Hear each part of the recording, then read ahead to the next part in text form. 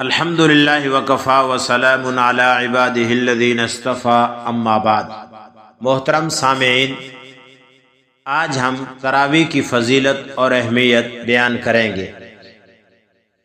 حدیث پاک میں آتا ہے رسول اللہ صلی اللہ علیہ وسلم نے ارشاد فرمایا، یہ روایت نسائی میں موجود ہے، آپ علیہ الصلاۃ والسلام نے فرمایا، بے شک اللہ تعالی نے تم پر رمضان کے روزے فرض قرار دیے اور میں نے رمضان کی رات میں قیام یعنی تراویح کو سنت قرار دیا۔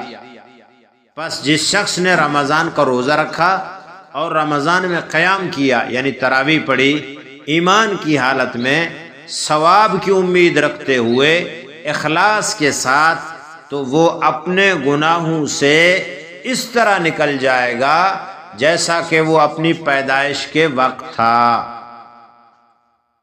نبی علیہ الصلاۃ والسلام نے ایک اور مقام پر ارشاد فرمایا، یہ روایت الترغیب میں موجود ہے، اللہ تعالیٰ نے اس رمضان کے روزہ کو فرض فرمایا اور اس کے رات کے قیام یعنی تراویح کو ثواب کی چیز بتایا۔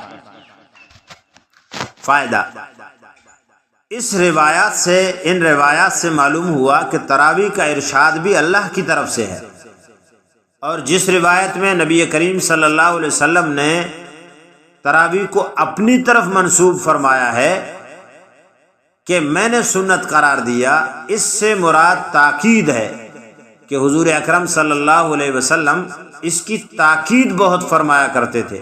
اسی وجہ سے سب ائمہ کرام اس کے سنت ہونے پر متفق ہیں کہ کسی شہر کے لوگ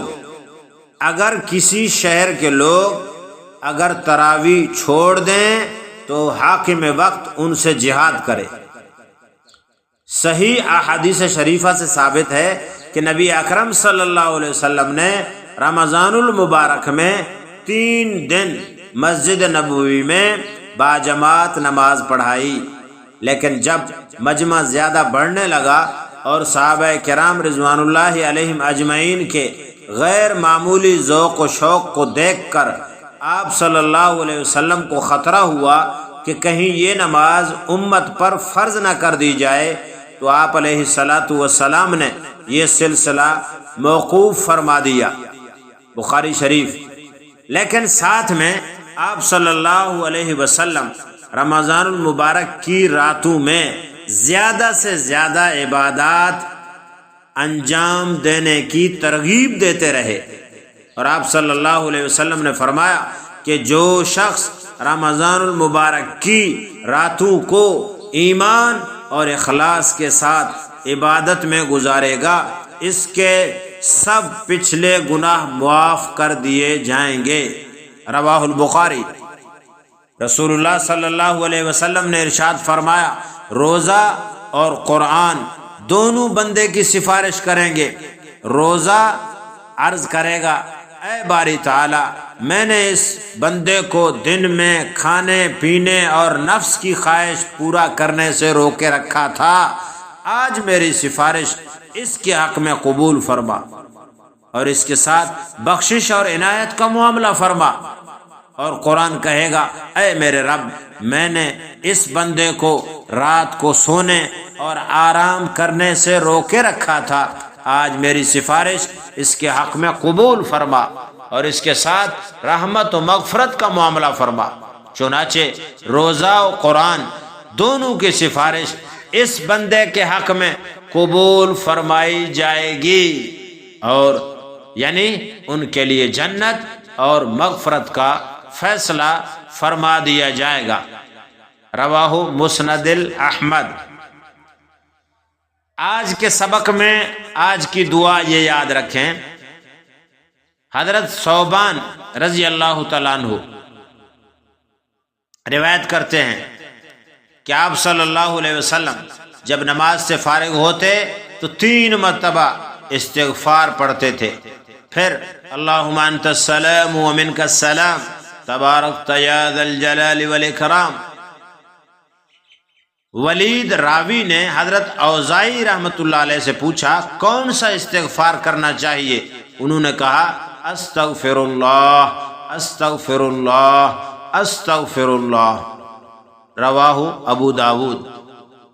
تو جیسے ہی نماز سے سلام پھیریں 3 مرتبہ، 1 مرتبہ کہیں اللہ اکبر، پھر 3 مرتبہ پڑھیں استغفراللہ استغفراللہ استغفراللہ، پھر دعا پڑھیں اللہم انت السلام ومنک السلام تبارکت یا ذا الجلال والاکرام۔ آج کے سبق میں احکام و مسائل سماعت فرمائیں۔ روزے کے علاوہ رمضان المبارک کا ایک خاص عمل تراویح ہے۔ فرق یہ ہے کہ روزہ دن کا عمل ہے اور تراویح رات کا عمل ہے۔ بعض لوگ جو روزہ نہیں رکھتے وہ تراویح بھی نہیں پڑھتے، اور جو لوگ تراویح نہیں پڑھتے یعنی ان سے تراویح کبھی چھوٹ جائے تو وہ اگلے دن روزہ نہیں رکھتے۔ لوگوں کا یہ ذہن بنا ہوا ہے کہ جو تراویح پڑھے گا وہی روزہ رکھے گا، جبکہ یہ غلط ہے۔ اور لوگوں کا یہ ذہن بنا ہوا ہے کہ تراویح کے بغیر کوئی روزہ نہیں، یہ غلط ہے۔ تراویح رات کی عبادت ہے اور روزہ دن کی عبادت ہے۔ جس سے رات کی عبادت رہ گئی یا غفلت ہو گئی یا سفر کی وجہ سے چھوٹ گئی یا بیماری کی وجہ سے کوئی رہ گئی تراویح، تو طبیعت بحال ہو گئی، سفر ختم ہو گیا اور اگلے دن کا روزہ اس وجہ سے چھوڑ دینا کہ میں نے تراویح نہیں پڑھی، یہ سراسر غلطی ہے اور بہت بڑے نقصان کی بات ہے۔ لہذا دن کا عمل روزہ، رات کا عمل تراویح، اور روزہ فرض ہے مگر تراویح سنت ہے، لیکن اس کے باوجود تراویح پر حاصل ہونے والا اجر انعام بہت عظیم ہے، اور تراویح پورے رمضان کی سنت ہے، اور یہ مرد اور عورت سب کے حق میں سنت ہے، جس کا ثبوت احادیث اور رسول اللہ صلی اللہ علیہ وسلم کے عمل کے علاوہ خلفائے راشدین، صحابہ کرام رضوان اللہ علیہم اجمعین کے عمل سے ثابت ہے، اور صحابہ کرام کے دور سے لے کر آج تک مسلمانوں کا مسلسل اس پر عمل چلا آ رہا ہے۔ تراویح میں قرآن کریم کم از کم 1 مرتبہ ختم کرنا سنت ہے۔ رمضان المبارک میں ہر بالغ مرد عورت پر 20 رکعت تراویح پڑھنا سنت مؤکدہ ہے۔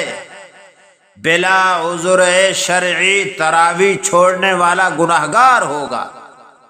دلائل ہم اپنے مقام پر آگے ذکر کریں گے۔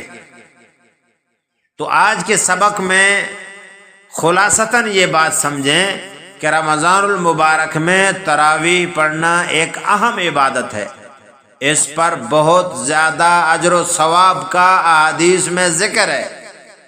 اس کو بوجھ سمجھ کر تھکاوٹ کی وجہ سے، کاہلی اور سستی کی وجہ سے چھوڑ دینا، اپنے نیند کا خیال کر کے چھوڑ دینا بہت بڑے نقصان کی بات ہے۔ چاہیے تو یہ کہ رمضان کے اوقات میں ان عبادات کو خوش دلی سے ادا کرنا چاہیے۔ غفلت اور کاہلی کی رمضان میں کوئی گنجائش نہیں رکھنی چاہیے۔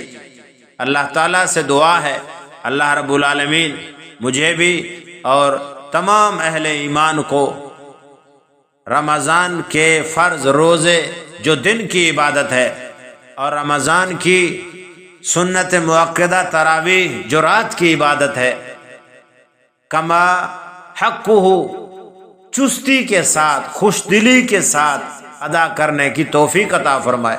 وآخر دعوانا ان الحمد للہ رب العالمین۔